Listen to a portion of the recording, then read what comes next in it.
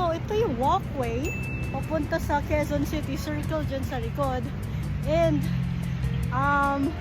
maganda yung halaman dito. Ayan sila. Tapos, meron pa siyang, I guess, waterproof. Hindi ako sure. Pero yung sa taas na, pwede mong lakaran.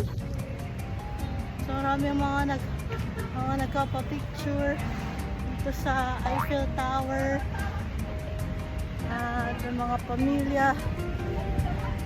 Yan, maganda siyang place. Punta rin kayo dito kung gusto niyong pumuntang circle.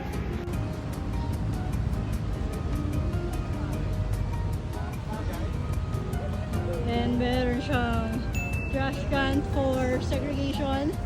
I will assume na susunod ang mga Quezon City people sa pag-segregate. Magaganda mga ornamental plants. I like it. Very pleasant walk.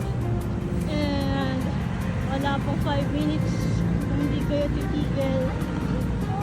Ano umiilaw? Wala pong 5 minutes.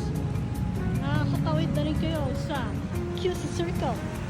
Bike friendly rin siya kasi papunta yung sa footbridge merong ramp para